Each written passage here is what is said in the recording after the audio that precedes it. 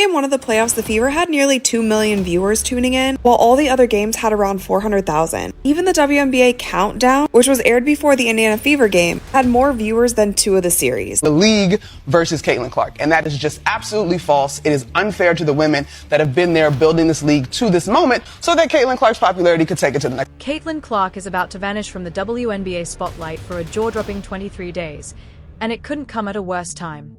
Ratings were already sliding after her playoff exit.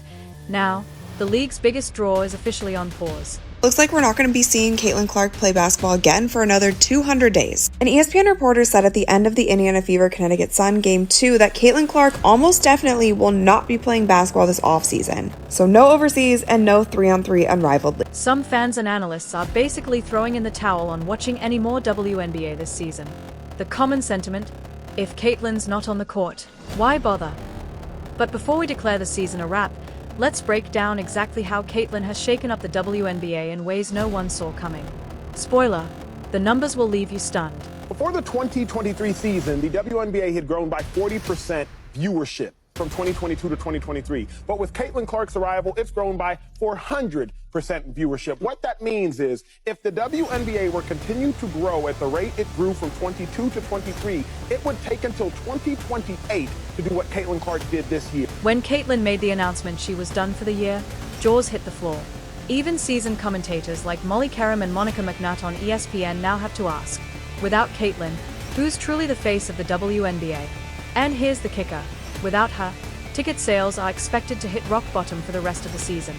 If Caitlin, in every post-game press conference, she came out and talked about the kind of hateful comments that she was getting, if she came out and told everybody the reason why she has personal security that goes with her every single place, it's a lot. And so it's not just Caitlin Clark fans or Indiana Fever fans. It is not all going in one direction. From the moment she left Iowa and stepped into the pros, Caitlin Clark's impact was undeniable. Her rookie season didn't just meet expectations, it smashed them. Known for her ridiculous shooting range and laser-sharp passing, she turned every Fever game into a must-see event. Sadly, her debut playoff run ended against the Connecticut Sun, cutting short what many believed could have been a Cinderella postseason story.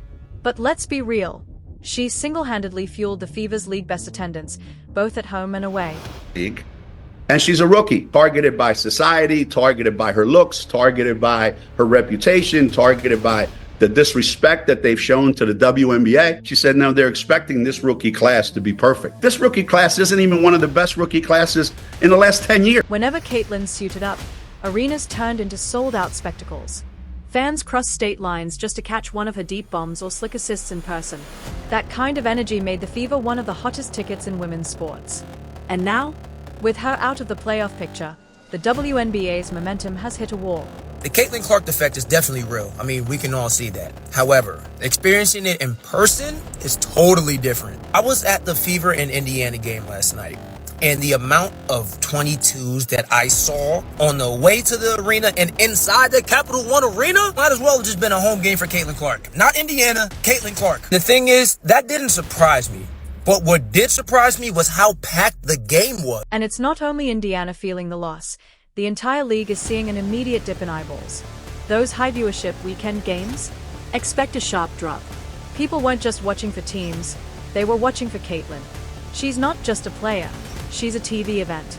Her absence is less like losing one player and more like losing the main attraction of an entire show. Do we think that these new WNBA fans are going to stick around for the rest of the playoffs? The Liberty Aces series might be one that draws some numbers. The disparity between 1.8 million and around 400,000 is wild, especially with football season being in full swing. It's almost unheard of for a rookie to flip an entire league's attention on its head, but Caitlin Clark isn't your average rookie.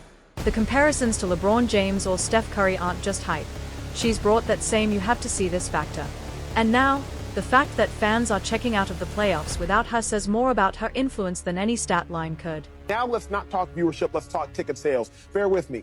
Ticket sales grew in 2023 by 16% from 2022. Ticket sales have grown by 93% in 2024. What that means is without Caitlin Clark, the WNBA would have taken till 2029 or 2030 to get to where Caitlin Clark has gotten them today. Let's talk about the grind.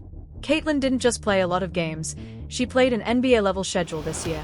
Straight from leading Iowa to the NCAA Finals, to her first WNBA season, and right into the playoffs, with barely any downtime. By the end, you could see the fatigue creeping in, yet she still dropped 25 points and 9 assists in her final game. That's the kind of mental toughness and court IQ that separates stars from superstars.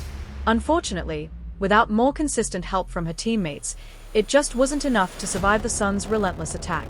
Caitlin comes millions and millions and millions of more eyeballs. And with those millions and millions and millions of more eyeballs, unfortunately, is going to come some people who are not nice. Fouls became part of the drama in her final game, too.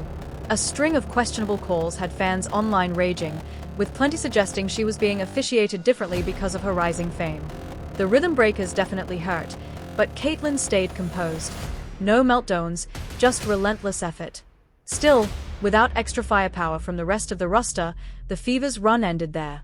A lot of things that this group accomplished that, a lot of people probably didn't think was possible, one, to start the season into after the start we had to the season. So, yeah, it'll definitely be probably a little weird for me over the course of the first couple weeks, and then I'm sure I'll get bored and pick up a basketball again. So now she's hitting pause.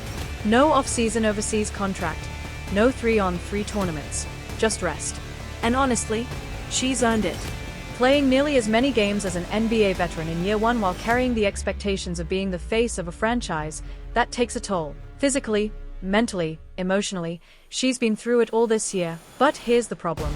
Without her, the league's engagement is already taking a noticeable hit. They don't want it to grow if it's certain people at the face. And there is still this undertone of jealousy that for some reason I cannot get around calling it anything else but that, because I don't know what else it could be. I thought it was going to get better this season, but it hasn't. There are still people who seemingly, to me, feel like they just don't want Caitlin to be. Globally, Caitlin's star power is massive.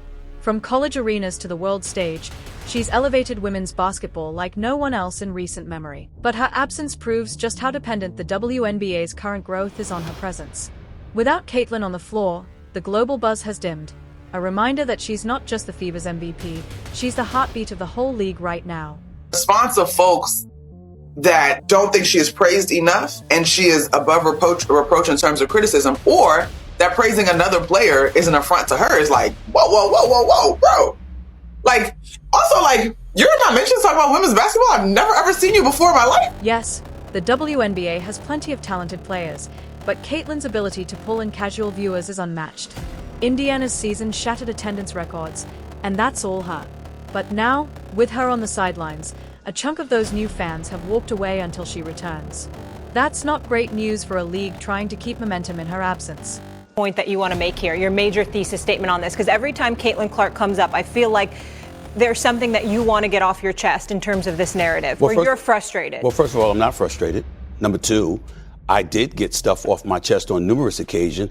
I'm just reiterating my points because I think one of the things that needed to be mentioned was that even though Caitlin Clark is new to this, and even though she has proven to be a potentially sensational player, the resentment that some, not most, not all, that stuff that was going on was real. Caitlin's rookie campaign might have ended sooner than fans hoped, but she's already cemented herself as the WNBA's biggest draw.